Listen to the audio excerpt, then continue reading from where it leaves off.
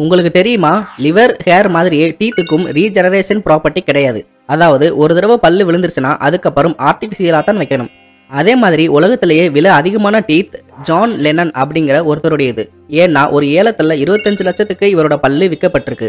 இந்த வீடியோவில் தெரிகிற இந்த ஒயிட் பார்ட் உங்களோட நெயில்ஸில் வரும். இது என்ன சொல்ல வருதுன்னு உங்களுக்கு தெரியுமா?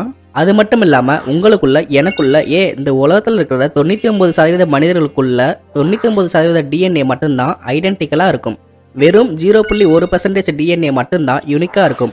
இது ஃபாரன்சிக் டிபார்ட்மெண்ட்டில் லீகல் எத்திக்கல் கிரைம் கேசஸை சால்வ் பண்ணுறதுக்கு யூஸ் ஆகுது.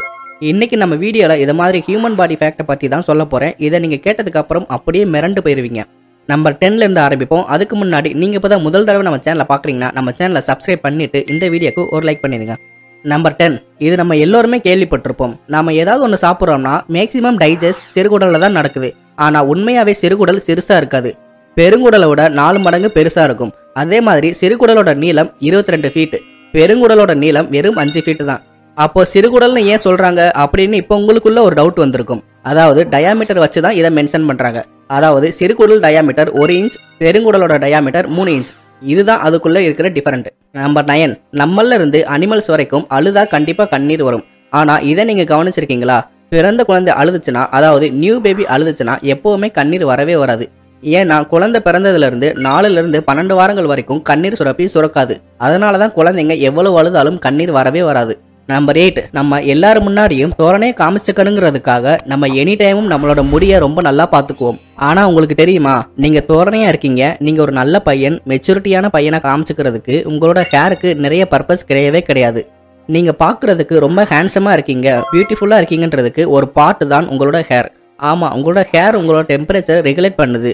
நம்மளோட குளிர்காலத்தில் நம்ம உடம்புக்கு 2 ப்ரொடக்ஷன் நம்ம கொடுக்குறோம். ஒன்று ஹேர், இன்னொன்று நம்ம வைக்கிற குல்லா. ஓகே, இப்போ நீங்கள் சொல்லுங்கள், நீங்கள் ஹேர் கட் பண்ண போகிறீங்க. அந்த ஹேர் கட் பண்ண எவ்வளோ கொடுப்பீங்க?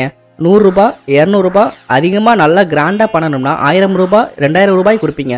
ஆனால் இத்தாலியில் வாழ்கிற பிரேவர்லி லேட்டோவில் ஹேர் கட் பண்ணுறதுக்கு $16,000 பே பண்ணுறாங்க. அதாவது நம்ம ஊர் மதிப்புப்படி 13 லட்சம் ரூபா.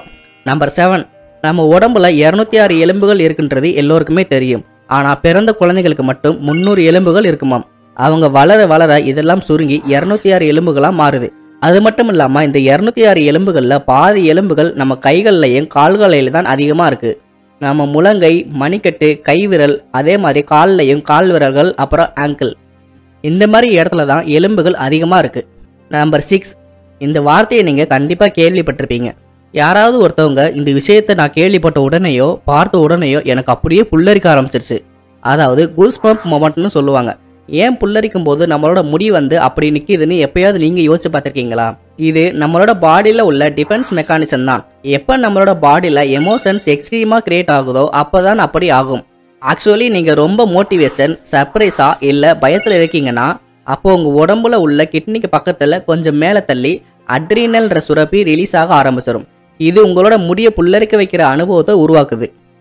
நம்பர் 5, நீங்கள் அதிகமாக மாஸ்டர்பேஷன் பண்ணுறீங்கன்னா நீங்கள் நோ ஃபேப் அப்படிங்கிற வார்த்தையை நீங்கள் கண்டிப்பாக கேள்விப்பட்டிருப்பீங்க. இதை பற்றி ரொம்பவே இன்ட்ரெஸ்டிங்காக பேசுவீங்க உங்கள் ஃப்ரெண்ட்ஸ் கிட்ட. அப்போது உங்கள் ஃப்ரெண்ட்ஸ் சொல்லுவாங்க, நீ மாஸ்டர்பேஷன் பண்ணாமல் இருந்தானா உன்னோட ஸ்பேம் ரீப்ரோக்ராமிங் பண்ணணும், நீ ஹல்காக மாறிடலாம் அப்படின்னு சொல்லுவாங்க. உங்களுக்குள்ளே இவ்வளோ பவர் வந்துடும், நீங்கள் ஒரு காரை கூட தூக்கிடலான்னு சொல்லுவாங்க. அது மட்டும் இல்லாமல் உங்களோட உடம்பு பைல்வான் மாதிரி ஆயிரும்னு ரொம்ப உருட்டுவானுங்க. இது எல்லாமே ஓரளவு கரெக்ட் தான். ஆனாலும் ஒரு ரியல் ஃபேக்ட்ஸ் என்னன்னா, ஆக்சுவலி நம்ம உடம்புல செமன் ரொம்பவே பவர்ஃபுல்லான விஷயம்லாம் கிடையாது. நீங்கள் இதனாலேயே வேறு லெவலில் மாறிடுவீங்க அப்படிங்கிற அளவுக்கும் இல்லை.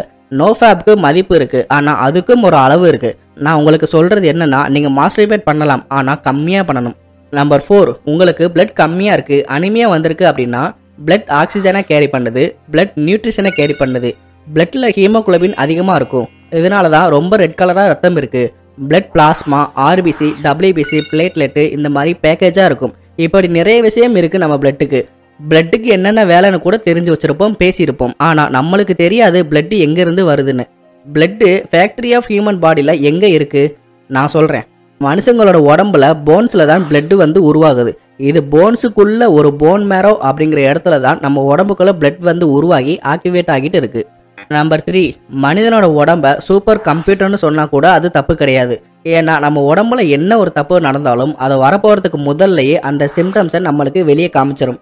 அதாவது உங்கள் வயிறு ஃபுல்லாக புண்ணாக இருந்துச்சுன்னா, சத்து குறைபாடு இருக்குன்னா உங்கள் உதடுகளுக்குள்ள புண்கள் வரும். இந்த மாதிரி ஒரு சிம்டம்ஸில் ஒன்று தான் நெயில்ஸில் இந்த ஒயிட் பார்ட்.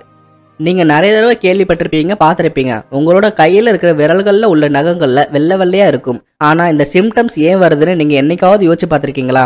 ஆக்சுவலி அந்த ஒயிட் பார்ட் உங்களோட பாடியில் நியூட்ரிஷன் எஃபிஷியன்சி கம்மியாக இருக்குன்னு சொல்லுது. மெயினாக உங்கள் பாடியில் ஜிங்க் அண்ட் கால்சியம் இல்லாதனால கால் வலிக்கிறது, இடுப்பு வலிக்கிறது சிம்டம்ஸ் தெரியும். அயன் கம்மியாகிறதுனால ரொம்பவே ஒல்லியாக, உடல் எடை கம்மியாக, குளிர்த்தன்மையை கூட தாங்க முடியாமல் அளவுக்கு இருக்கிறது தான் சிம்டம்ஸாக இருக்கும். அப்புறம் விட்டமின் B12 கம்மியாக இருக்கிறதுனாலையும் கூட நகங்களில் இந்த மாதிரி வெள்ளை வெள்ளையாக தெரியுது. உங்களுக்கு அப்படி இருந்ததுன்னா கமெண்ட்டில் சொல்லுங்கள். நம்பர் 2, நம்ம பாடி பார்ட்டை வச்சு நம்மளோட பாடி எனர்ஜியை வச்சு நம்மளோட உடம்பை பெருசாக்க முடியும்னு உங்களுக்கு தெரியுமா? அதாவது நம்ம என்னென்ன நினைக்கிறோமோ அதுவாகவே நம்மளால் ஆக முடியும். அமெரிக்கன் பிலாசபர் ரால்ஃப் பாலு எமர்சன் அப்படிங்கிறவர் என்ன சொல்கிறாருன்னா, a man is what he think about all day long.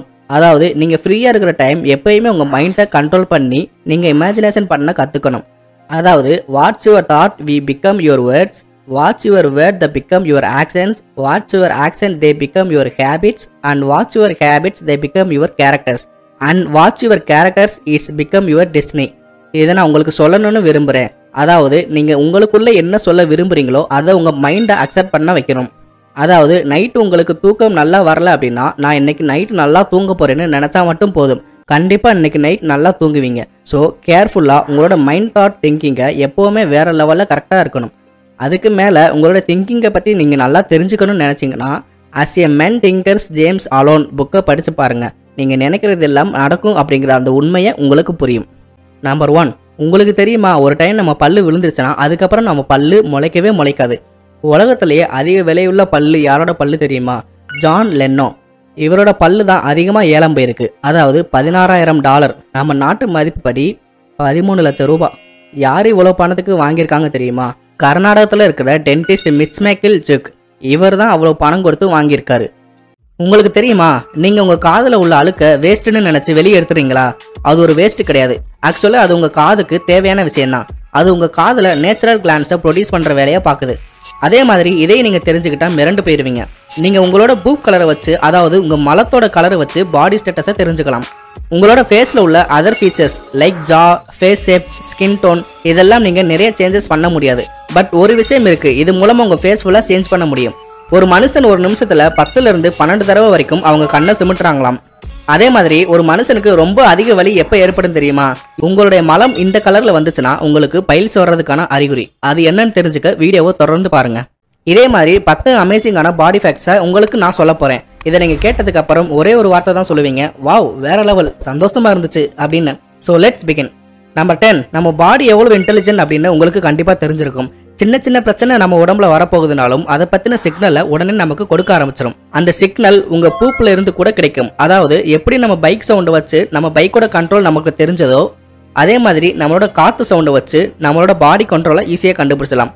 ஐ மீன் உங்களோட பூப்பை வச்சு உங்கள் ஹெல்த் கண்டிஷனை பார்க்க முடியும்.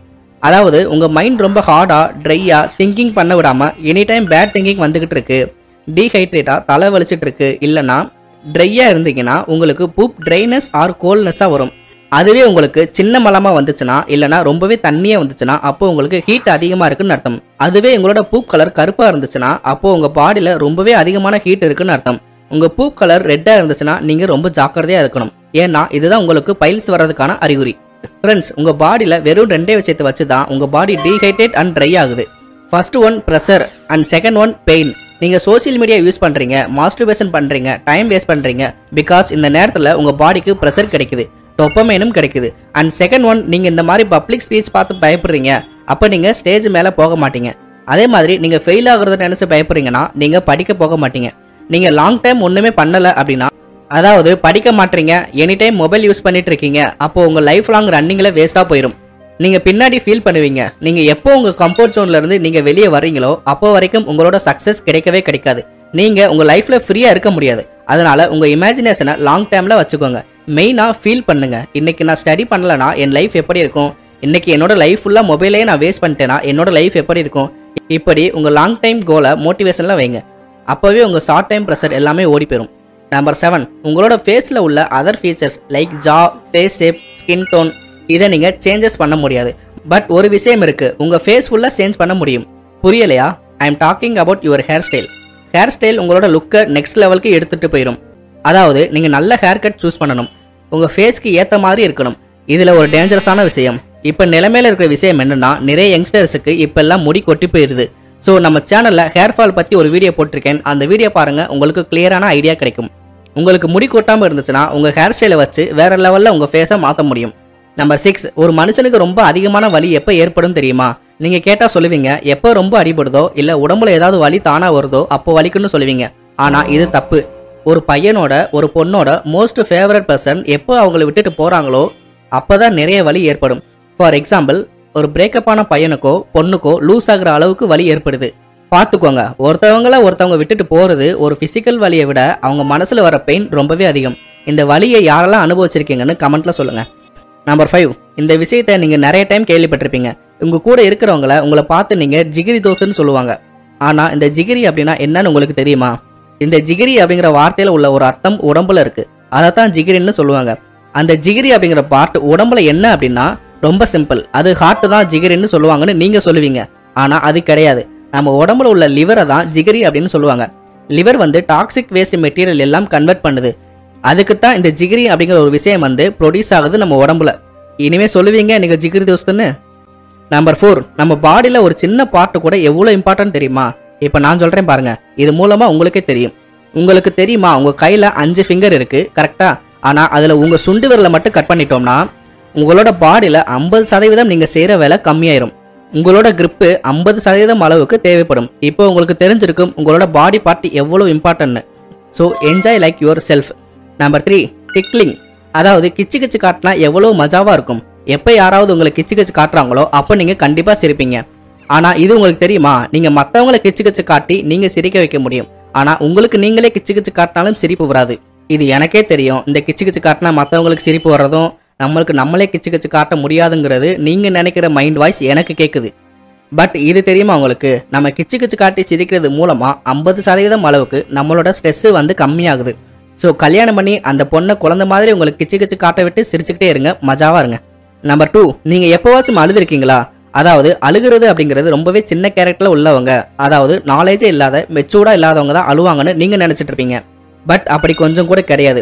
இப்போ எந்த ஒரு மனிதர்களையும் எடுத்துக்கோங்க, அவங்களுக்கு ஏதாவது ஒரு பேச்சுனால பிரச்சனை, வேலையினால பிரச்சனை, இல்லைனா டிப்ரெஷனாக இருக்கீங்களா, உங்களுக்கு அழுக வருதுன்னு நினைக்கிறீங்கன்னா அழுதுருங்க. அழுகிறது மூலமாக உங்களோட மைண்டில் இருக்கிற அந்த சங்கடம், டிப்ரெஷன், கோபம் இது எல்லாமே போயிடும். அதனால ஏதாவது நீங்களே உங்களுக்கு தெரிஞ்ச தப்பை பண்ணிட்டீங்க, உங்களால் தாங்கவே முடியல, கஷ்டப்படுறீங்க, பட் எந்த ஒரு தடவையும் உங்களுக்கு வெற்றி கிடைக்கல அப்படின்னா, உங்களுக்கு அழுக வருது அப்படின்னா நீங்கள் கண்டிப்பாக அழுதுருங்க. எல்லாருக்கும் முன்னாடி அழுகுறன்றது இல்லை, பாத்ரூமில் கூட போய் அழுகலாம். நம்பர் 1, உங்கள் மூக்கு பற்றின இந்த விஷயம் உங்களுக்கு கண்டிப்பாக தெரிஞ்சதாக இருக்கும். நம்ம வாங்குற மூச்சை வச்சு தான் நம்மளோட லைஃப் டைம் இருக்குது. நம்ம மூச்சு சுவாசம் வாழ்க்கை முடிகிற வரைக்கும் ரன் ஆகிட்டே இருக்குது. ஆனால் இது உங்களுக்கு தெரியுமா, நம்மளோட மூச்சை உள்ளே இழுக்கும் போதும் இருக்கட்டும், வெளியே விடுவதாக இருக்கட்டும், ஒரே டைம்லேயே 2 மூக்குலையும் சுவாசம் உள்ளே போகாது, வெளியவும் வராது. ஒரு மணி நேரத்துலையும் மூச்சு வாங்குற சுவாசம் சேஞ்ச் ஆகும். அதாவது இப்போ நீங்கள் ரைட் சைடு மூச்சு இழுக்கிறீங்க அப்படின்னா 1 மணி நேரம் கழிச்சு நீங்கள் லெஃப்ட் மூக்கில் தான் மூச்சு இழுப்பீங்க. அதாவது சிம்பிளாக சொல்லணும்னா ஒரே நேரத்தில் உங்கள் மூக்கில் 2 சைடுமே மூச்சை நீங்கள் வாங்க மாட்டீங்க. இந்த இடத்துல 2 மூக்குக்குமே கரெக்டான ரெஸ்ட் கிடைக்கிறதுனால அது எஃபிஷியன்ஸாக வேலை பண்ணிக்கிட்டே இருக்கும்.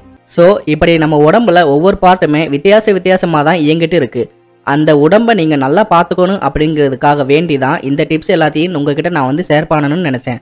இந்த வீடியோ பற்றி நீங்கள் என்ன நினைக்கிறீங்க, உங்களுக்கு எது ரொம்ப இன்ட்ரெஸ்டிங்காக இருந்துச்சுன்னு கமெண்ட் செக்ஷனில் கமெண்ட் பண்ணுங்கள். வீடியோ பிடிச்சிருந்துச்சுன்னா லைக் பண்ணுங்கள். உங்கள் ஃப்ரெண்ட்ஸுக்கு வீடியோ காட்ட நினச்சிங்கன்னா இந்த வீடியோவை ஷேர் பண்ணுங்கள். இதே மாதிரி வீடியோ அடுத்தடுத்து வந்துக்கிட்டே இருக்குது, அதை பார்க்கணும்னு நினச்சிங்கன்னா வெயிட் பண்ணிக்கிட்டு இருங்க. அது வரைக்கும் விடைபெறுகிறேன். மனசே இல்லை, பட் விடுபட வேண்டிய நேரம் வந்துருச்சு. அதனால் விடைபெறும் மனசே இல்லாமல் விடைபெறுகிறேன். நான் உங்கள் குரு. Tata, bye bye, see you.